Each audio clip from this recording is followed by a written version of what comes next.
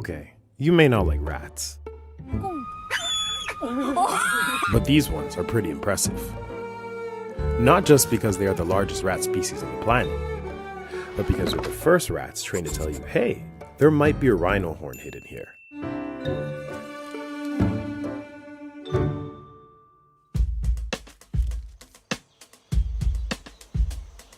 These rats are being trained by a group of scientists and trainers in an NGO called Apopo to detect illegal wildlife products.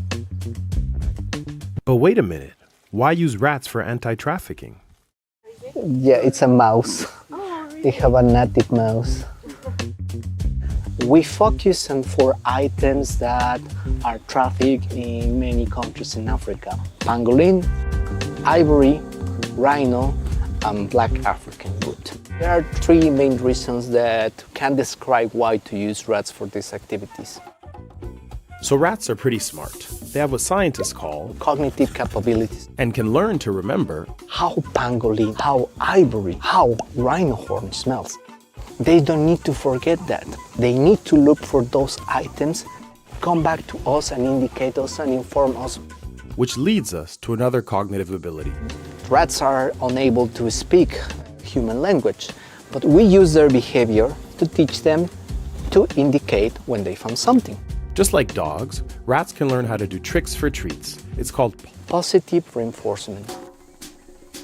We start training rats when they are around 10 weeks. We start with socializing. These little vests are key to establishing communication with the rats. The trainers teach them to pull down the metal ball in their necks. And it means for us, I found something. Then we introduce the sample for indication so that the rat gets to know to associate the scent, the indication, plus the rewarding. We use 2 groups of samples. One's what we call targets and the others that we call non-targets. When the rats ignore the non-targets and identify the targets, they get rewarded, and that is reinforced over and over and The over. rats now know that they need to be looking for these others in the space. So what makes the rat's sense of smell better than ours? Our olfactory bulb is small compared with the olfactory bulb of the rats. Having a bigger bulb allows the rats to be great at 2 things. 1, to detect tiny concentrations of odors, and 2, the ability to detect one specific scent that could be masked by other strong or similar smells. They were born with this amazing capability of detecting others, but we need to tune that capability with training. Currently, we are doing 4 types of training. That is leash. Then we have trolley. We have container where the rat to go do a free search. Then we have the car where you place the rat go sniff on the ventilations of container. All this daily training is performed in the training site in order for them to get used to the port. Wildlife trafficking is a really tricky issue to tackle. It's a global trade involving many countries and routes around the globe that constantly change. Seaports play a significant role. And that includes ports like Dar es Salaam. The criminal gangs are getting so creative with the way that they're moving illegal wildlife products, which at times makes it very difficult to detect because it's smaller quantities going in all types of vehicles.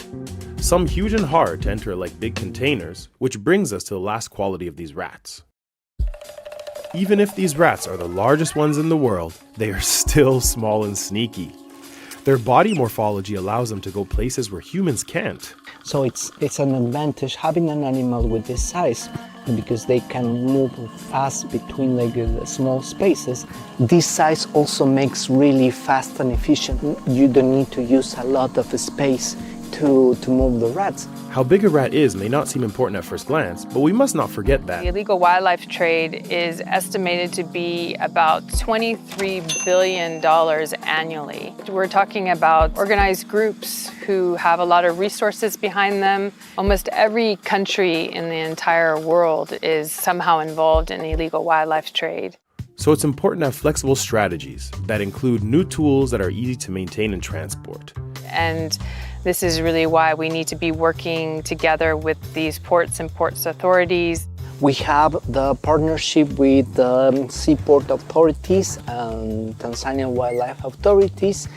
So we train our rats in our headquarters, and then we complement the training, taking the rats to be trained on the site of deployment. The team has been testing the rats in the seaport for 2 years, 2023 and 2024, showing promising results. We are now near the 90% of accuracy of these rats detecting the wildlife products. They aim to finish the tests and training by 2025. Where the rats are going to be deployed is something that still we need to discuss, but definitely we want to start our activities in the country that is been hosting us.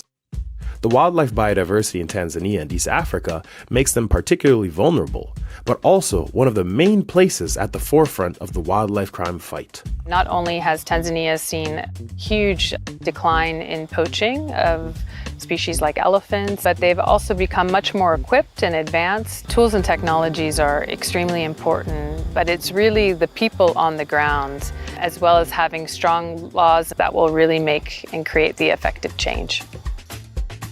There's no silver bullet in this fight, but thanks to its singular qualities, the giant rats prove they're more than just pests. They could be great allies against the illegal wildlife trade.